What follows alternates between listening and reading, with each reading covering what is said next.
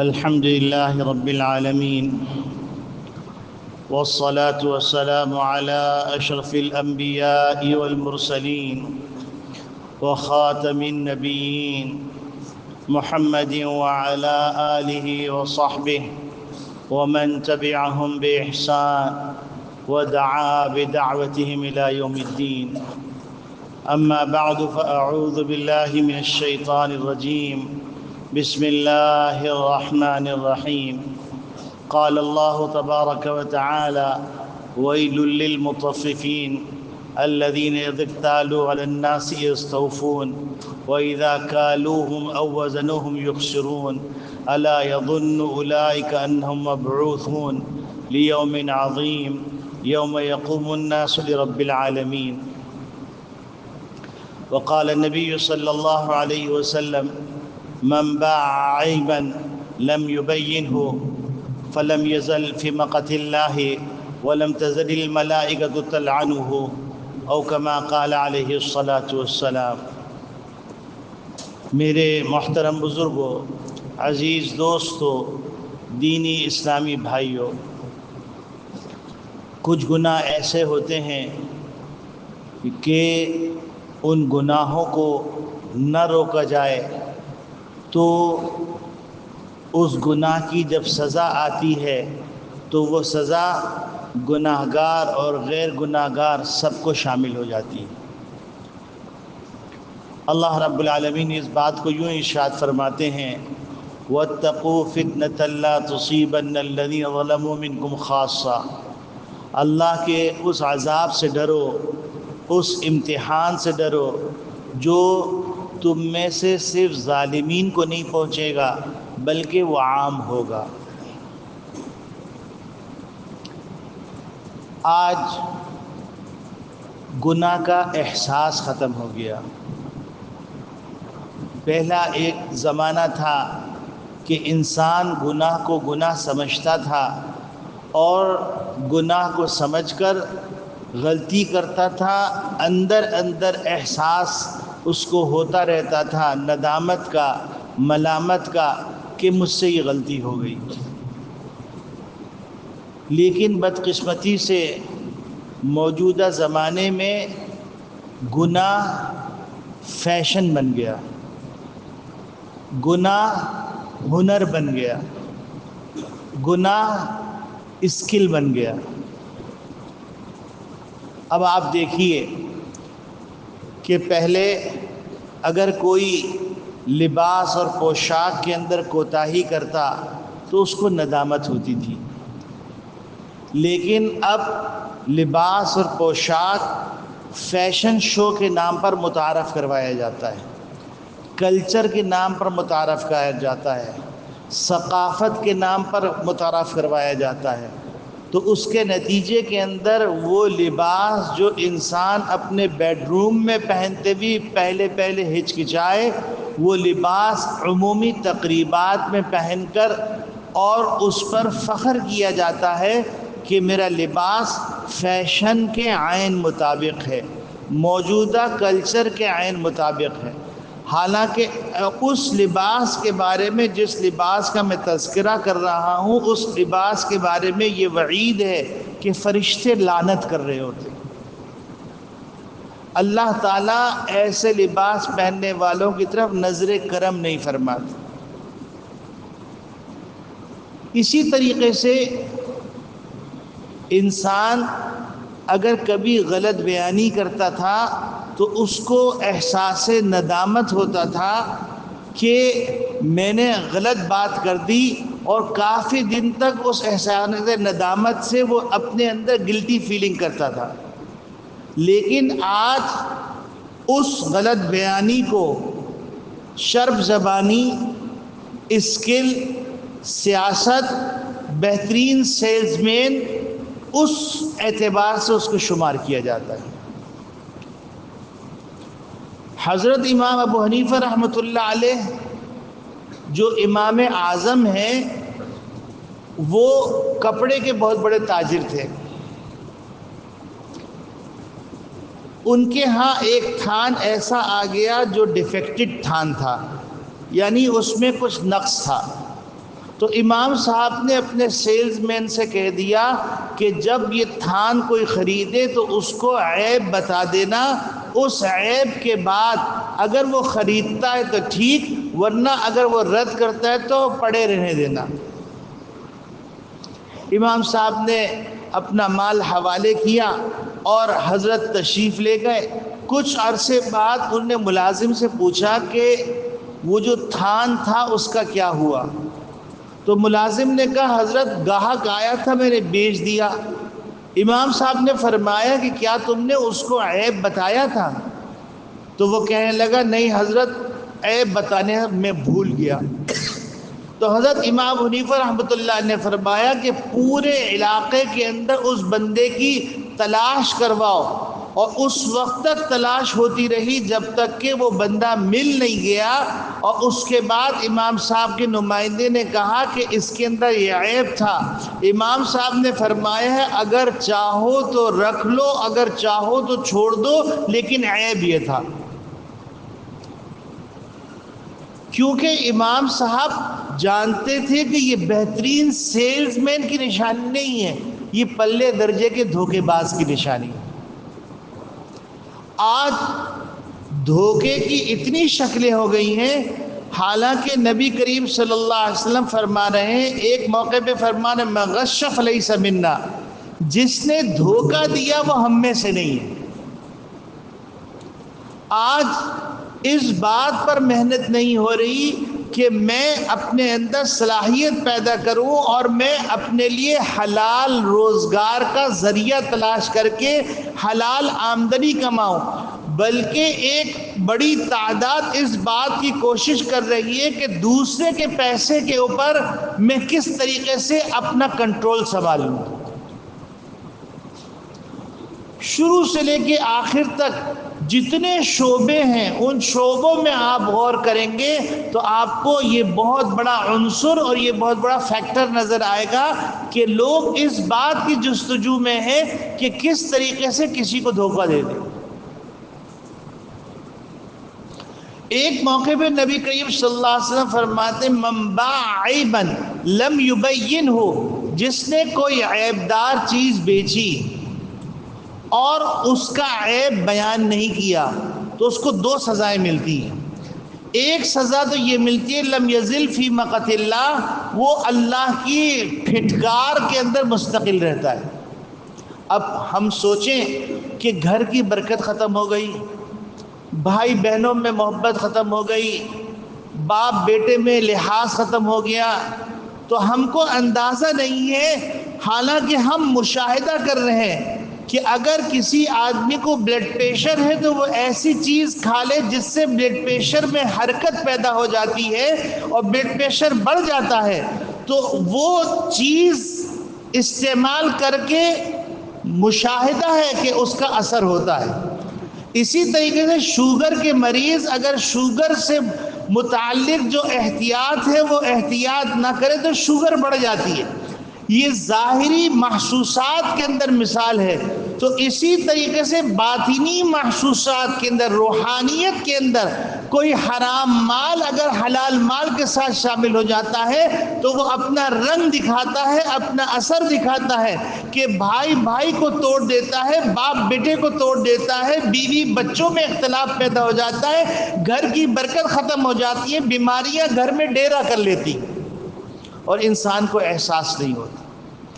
اور دوسرا جملہ یہ فرماتے ہیں نبی کریم صلی اللہ علیہ وسلم وَلَمْ تَزْلِ الْمَلَائِكَةُ تَلْعَنُهُ، فرشتے اس کے اوپر برابر ملامت کرتے رہتے ہیں، لعنت کرتے رہتے ہیں۔ لعنت کا مطلب یہ اللہ کی رحمت سے دوری اور پھٹکار کرتے رہتے ہیں۔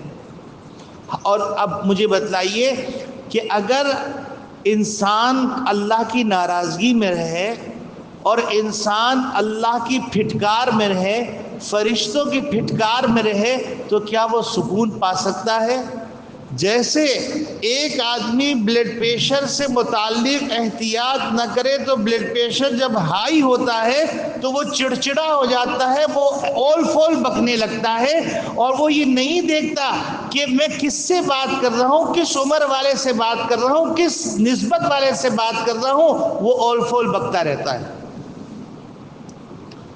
اور اسی طریقے سے شوگر کے مریض کی اگر شوگر ہائی ہو جائے تو اس کی الگ کیفیت ہو جاتی ہے، اور شوگر ڈاؤن ہو جائے تو وہ بالکل ہی ڈاؤن ہو جاتا ہے۔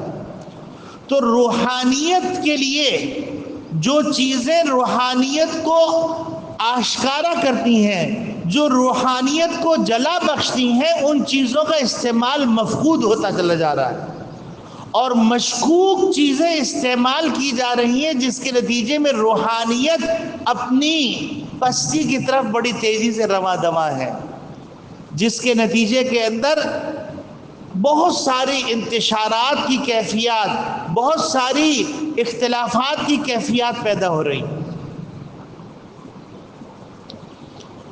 قرآن کریم میں اللہ رب العالمین ارشاد فرما رہے ہیں وَيْلٌ لِّلْمُطَفِّفِينَ۔ ویل کا ایک ترجمہ ہے افسوس، اور ویل کا ایک ترجمہ ہے سخت ترین عذاب۔ تو اب ویل للمطففین کا ترجمہ یہ ہوا کہ وہ لوگ جو ناپ تول میں کمی کرتے ہیں، وہ ناپ تول میں کمی کرنے والوں کے لیے دردناک عذاب ہے۔ اب پھر ان کی تفصیلات اللہ رب العالمین بیان فرما رہے ہیں الذین اذا اکتالوا انفسهم ویل للمطففین الذین اکتالوا، کہ جب یہ لوگ ناپ تول کر کے اپنے لیے کوئی چیز لیتے ہیں تو وہ پورا پورا لیتے ہیں۔ وَإِذَا كَالُوهُمْ أَوْ وَزَنُوهُمْ يُخْسِرُونَ، جب دوسرے کو ناپ تول کر کے، ناپ کے یا تول کے یا کیل کر کے دیتے ہیں تو اس میں ٹوٹا اور نقصان کر دیتے ہیں۔ اور اللہ رب العالمین فرما رہے ہیں أَلَا يَظُنُّ أُولَٰئِكَ أَنَّهُمْ مَبْعُوثُونَ، کیا ان کو یہ خیال نہیں ہو رہا ہے کہ ایک عظیم دن کے اندر یہ اٹھائے جائیں گے؟ یوم یقوم الناس لرب العالمین، اس عظیم دن کے اندر سب لوگ اللہ کے بارگاہ عالی میں حساب کتاب کے لیے کھڑے ہوں گے، اور وہ موقع ایسا ہوگا کہ انسان حسرت سے کہے گا کہ ما لهذا الکتاب لا یغادر صغیرۃ ولا کبیرۃ الا احصاها، ہائے یہ کیسا اعمال نامہ ہے، اس میں نہ کوئی چھوٹی بات چھوڑی ہے نہ بڑی بات چھوڑی ہے، سب درج کر دیا گیا ہے۔ اور تطفیف یعنی ناپ تول میں کمی، اس تطفیف کا تعلق صرف تجارت سے نہیں ہے۔ حضرت امام المفسرین حضرت عبداللہ بن عباس رضی اللہ تعالیٰ عنہ فرماتے ہیں شدت العذاب للمطففین من الصلاة والزکاة والصیام والصدقة وغیر ذلك من عبادات،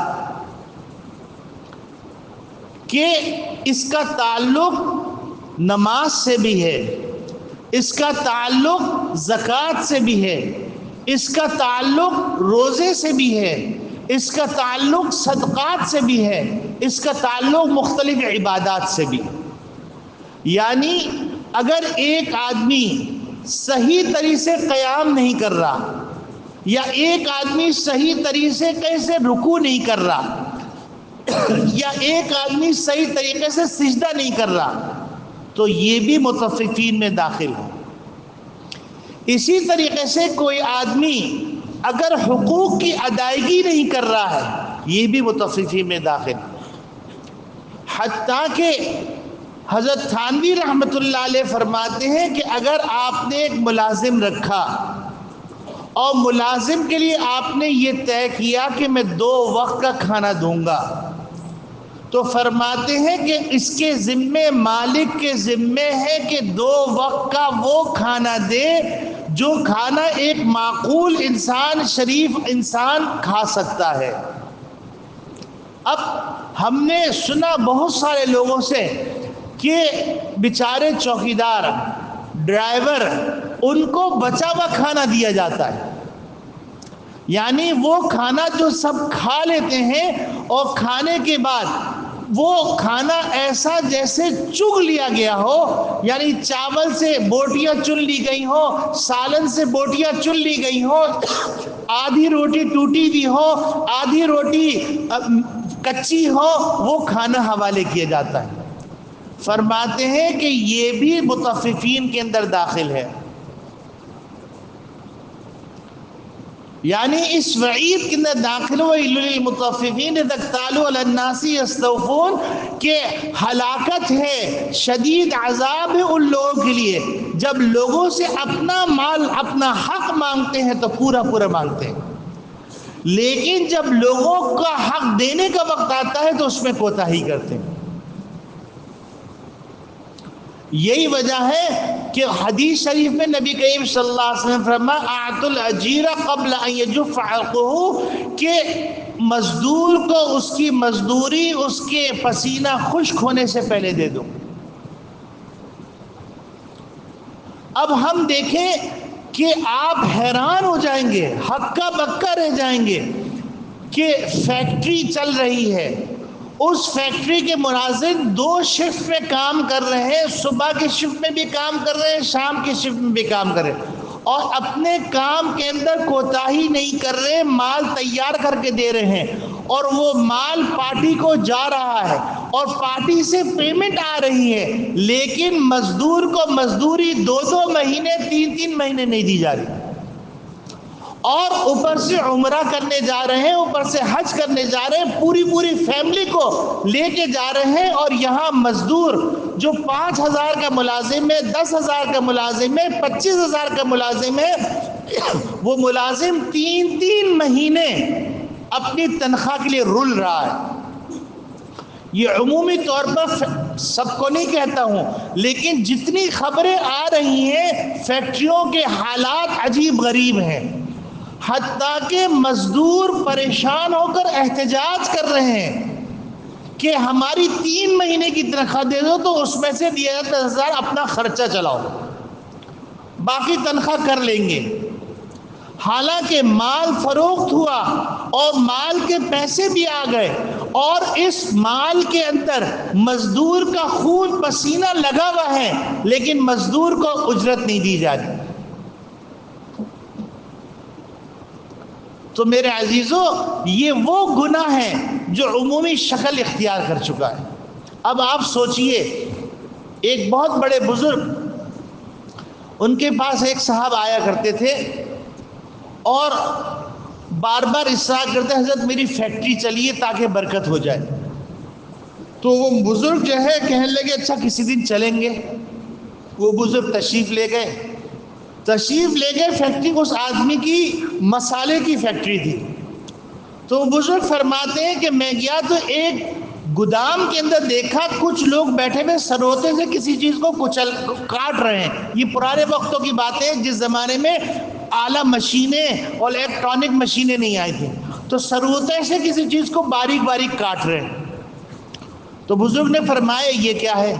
کہ حضرت چھوڑے، یہ دنیا داری ہے، آپ بس دعا فرما دیجئے، میری فیکٹری کا چکر لگا لیجئے۔ حضرت کو جستجو ہوئی، حساس طبیعت تھے، فقیہ الامت تھے،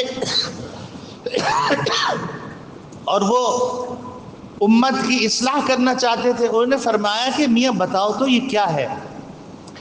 کہنے لگے حضرت ہمارا مسالے کا کاروبار ہے، دھنیے کے اندر ہم جھوٹ ملاتے ہیں، یہ جو ٹاٹ ہوتا ہے اس ٹاٹ کو ہم کاٹ کے دھنیے کے اندر ملا دیتے ہیں۔ تو انہوں نے کہا یہ تو ملاوٹ ہے اور یہ ناپ تول کے اندر کمی ہے۔ تو کہیں گے حضرت مدرسوں کو چندہ بھی تو دینا ہوتا ہے۔ اب آپ سوچئے کہ اتنے بڑے بزرگ کو لے جا رہے ہیں، فراڈ کر رہے ہیں اور ڈھٹائی سے کہہ رہے ہیں مدرسے کو چندہ، مدرسے اللہ چلا رہا ہے، تمہارے حرام کے پیسوں سے نہیں چل رہے۔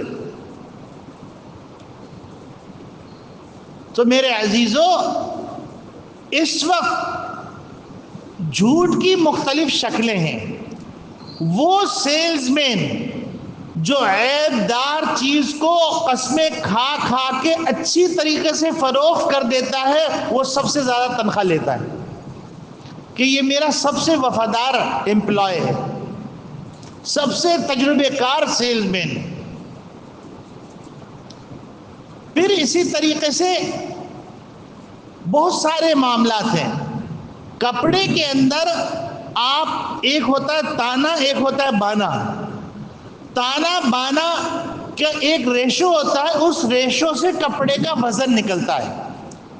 تو اگر آپ تانا کم کر دیں یا بانا کم کر دیں تو کپڑے کی کوالٹی گر جاتی ہے. آج مہنگائی کے نام پر تانا یا بانا کم کر کے کپڑا برینڈڈ ہے، لیکن حقیقت کے اندر جو حق مشتری کا ہے وہ حق اس کو نہیں مل رہا ہے. پھر اسی طریقے سے مسالوں کے اندر ملاوٹ، آٹے کے اندر ملاوٹ، چاول کے اندر ملاوٹ، حتیٰ کہ آپ حیران ہوں گے کہ میں تو ہکا بکا رہ گیا کہ بوریاں پیک کرنے سے پہلے پورا ایک جو ہے بہت بڑا اسٹاک رکھا ہوا ہے، اس اسٹاک کے اندر بیلچے سے باقاعدہ مٹی ڈالی جا رہی ہے جس کو کنکر کہتے ہیں. پوچھا کہ بھائی یہ کیا ہو رہا ہے؟ کہنے لگے کہ یہ 1 من سے 2 من بن جائے گا. تو یعنی گویا کہ 1 من تو گندم ہوا اور 1 من اس کے اندر جو ہے، 1 من میں زیادہ بول رہا ہوں، 1 من اس کے اندر کنکر ہوا، اور وزن جو ہے پورا کیا جا رہا ہے 1 من کا. حالانکہ بندے کا جو حق ہے وہ خالص گندم کے اندر حق ہے، اور آپ اس گندم کے اندر ملاوٹ کر کے اس کا حق اپنے پاس روک رہے ہیں.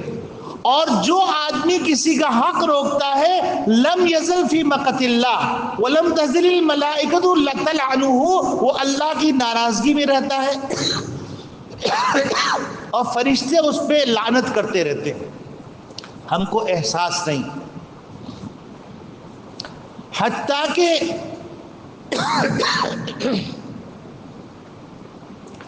ملازمت کر رہے ہیں اور ملازمت کے اندر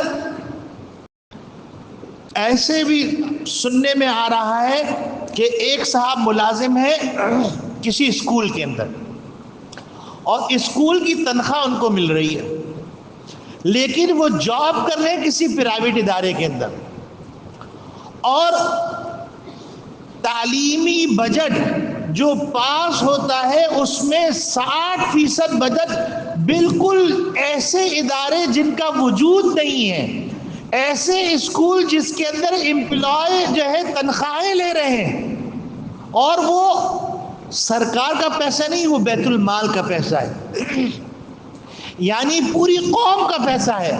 وہ پوری قوم کا پیسہ وہ اپنے سیاسی کارکنوں کو، اپنے متعلقین کو جو ان کی محفل کو رونق بخشیں، ان کو جاب دی جا رہی ہے. حتیٰ کہ میں سن کر حیران رہ گیا کہ ایک کلرک کی نوکری لینے جا رہے ہیں، اس کی سندیں بھی صحیح ہیں، اس کلرک کی نوکری کے لیے وزراء 10 لاکھ سے 20 لاکھ روپے رشوت لے رہے ہیں، اور جاب کتنے کی ہے؟ 25,000 روپے کی. اب مجھے بتلاؤ کہ جو آدمی سرکاری جاب اس لیے حاصل کر رہا ہے کہ تاکہ پینشن مجھے مل جائے اور سرکاری بینیفٹ مجھے مل جائے، وہ 20 لاکھ رشوت دے کے آتا ہے، وہ پڑھائے گا؟ ایک کانسٹیبل اس کا تقرر ہو رہا ہے، ایک سپاہی کا تقرر، وہ بھی رشوت کے بغیر نہیں ہو رہا.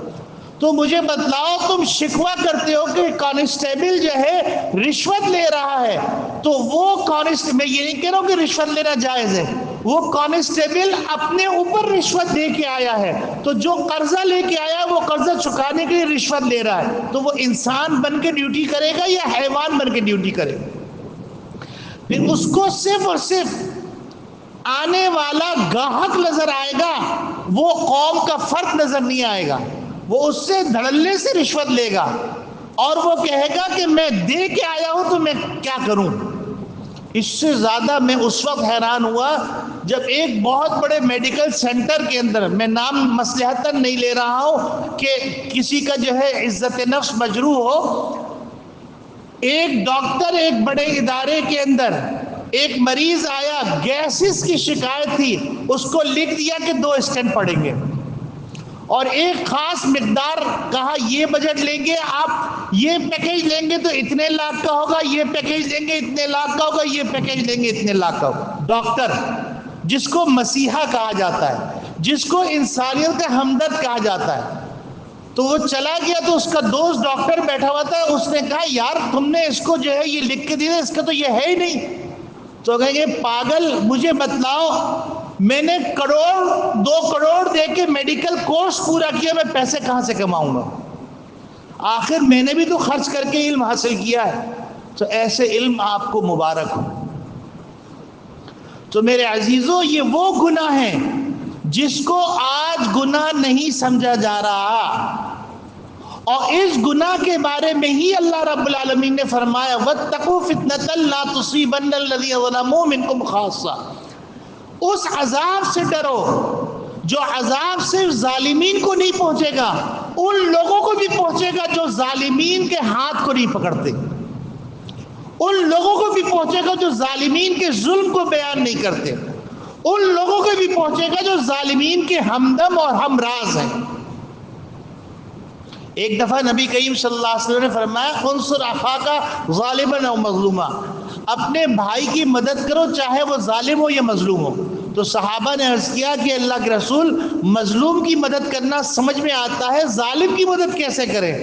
تو فرمایا ظالم کی مدد یہ ہے کہ اس کا ہاتھ ظلم سے روک دو، اس کا ہاتھ ظلم سے روک دو۔